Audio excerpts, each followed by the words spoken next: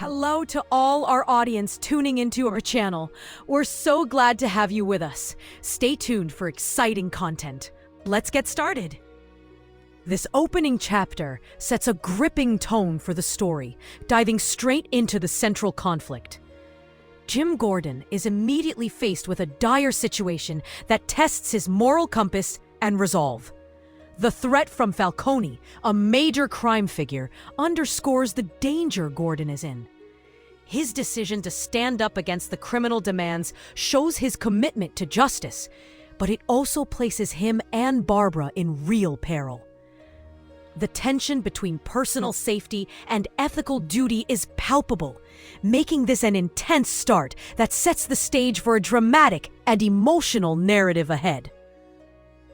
It also highlights the personal stakes for Gordon, as his choices affect not just himself, but those he loves, adding depth to his character and the narrative. In this chapter, we're drawn into the complex interplay within Carmine Falcone's criminal empire, as internal disagreements threaten to destabilize the organization. Key players like Fish Mooney argue for a brutal crackdown, advocating for immediate lethal action against threats like Gordon and the Penguin. Carmine Falcone, however, suggests a more restrained and strategic approach.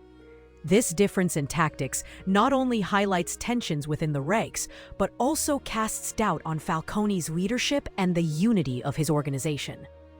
On the other side of the law, Gordon remains resolute in pursuing justice, undeterred by the illicit power wielded by figures like Falcone and Mayor Aubrey James. Despite his partner Harvey Bullock's warnings about the difficulties and risks involved, Gordon's commitment to legal action against the corrupt and criminal elements is unwavering. His actions underscore a stark contrast between his dedication to justice and the pervasive corruption from which he seeks to extricate the city. This chapter, therefore, showcases the brewing storm between those who wield power through fear and violence and those committed to upholding the rule of law despite daunting challenges. The events you've described paint a vivid picture of the challenges Jim Gordon faces, both from the physical threats of individuals like Victor Zsasz and the broader corruption within Gotham's institutions. This particular scene reflects his isolation and the lengths to which he's willing to go, even at great personal risk, to oppose the mob's control and restore justice. His determination to continue his mission, despite his injuries, underscores his resilience and the heavy burden he carries as one of Gotham's few honest defenders. His struggle is a powerful narrative of resilience against overwhelming odds. In this tense standoff, the stakes are high as the crime families navigate the murky waters of loyalty and betrayal. Penguin finds himself at the eye of the storm, a valuable asset whose knowledge and cunning have elevated him to a position of significant influence, yet left him exposed to grave dangers. He has managed to position himself as indispensable to Maroni, who values the Penguin's insider knowledge and strategic insights over the demands of tradition and respect cited by Fish Mooney. This chapter underscores the complexities of power dynamics in this criminal underworld, where personal animosities can spark broader territorial disputes and economic warfare. With failed negotiations and rising tensions, the stage is set for a violent confrontation, putting Penguin in a precarious yet powerful position as a key figure whose actions could determine the fate of both families. In this chapter, we see a deep exploration of complex personal relationships and moral dilemmas. A key moment is when a character acknowledges the mistake of allowing personal feelings to cloud judgment, leading to an apology to Gordon. This not only highlights the theme of personal accountability, but also sets a tone for the weight of personal biases in decision-making. Gordon, on the other hand, finds himself navigating tricky waters as he discusses the ongoing investigation with Bruce Wayne and Alfred. Despite Bruce's insistence on being fully involved, Gordon tries to protect him by keeping certain details at bay, thus revealing the paternal aspect of their relationship and the tension between Bruce's desire for autonomy and Gordon's protective instincts.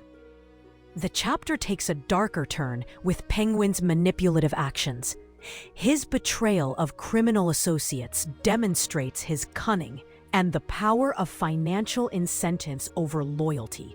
The way he plays on the vices and desires of others to orchestrate a betrayal is a classic example of corruption's corrosive effects on relationships and loyalty.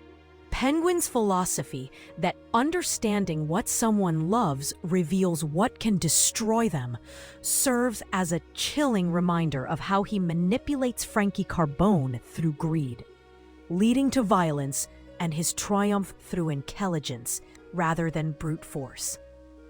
Overall, the chapter delves into how trust is eroded by betrayal and the far-reaching impact of corruption on both personal and institutional levels.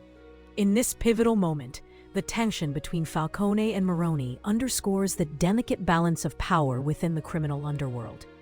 Both leaders recognize that their ongoing conflict is detrimental not just to their respective organizations, but also to their larger financial interests, particularly projects like the Arkham Project and their involvement with Wayne Enterprises. This acknowledgement marks a turning point, pushing them to seek a truce. The negotiation process is a clear demonstration of the pragmatic nature of criminal leadership. While personal losses are acknowledged, the leaders prioritize their business interests over vendettas. Falcone's willingness to accept Indian Hill despite Maroni's dismissal of its value suggests that he sees opportunities that aren't immediately apparent to others, hinting at hidden value or strategic advantage. In parallel, Gordon's precarious situation and his alliance with Harvey Bullock demonstrate a different kind of alliance, one that balances moral integrity with the necessity for survival. Their plan to arrest Falcone and the mayor sets the stage for a significant confrontation where the outcome will determine the future of both Gotham's legal and criminal spheres. This narrative highlights the intriguing dynamics of power and corruption, emphasizing how love and personal relationships can become vulnerabilities in the hands of strategic adversaries like Carmine Falcone. It also reveals the challenges faced by law enforcement when tackling deeply entrenched criminal organizations that operate outside the bounds of the law. The story presents a moral dilemma for Gordon, forced to choose between his duty and the safety of someone he loves, showcasing the complexities of individual heroism against systemic corruption. The chapter encapsulates the tension between idealism and the often harsh reality of power struggles in Gotham. This summary highlights the complex power dynamics and the layers of deception prevalent in the storyline. Penguin's apparent death is revealed as a calculated move, part of a broader scheme to infiltrate Falcone's inner circle and to position himself as a key player within Maroni's organization. The maneuvers show Penguin's knack for manipulation and long-term strategic planning.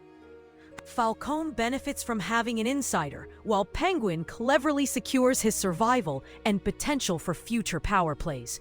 The episode emphasizes the need for cunning and adaptability to navigate Gotham's treacherous criminal landscape. It also hints at the potential evolution of other characters, such as Gordon, in response to the shifting power structures. The narrative underlines that in Gotham, apparent triumphs and losses are often part of far more intricate plots.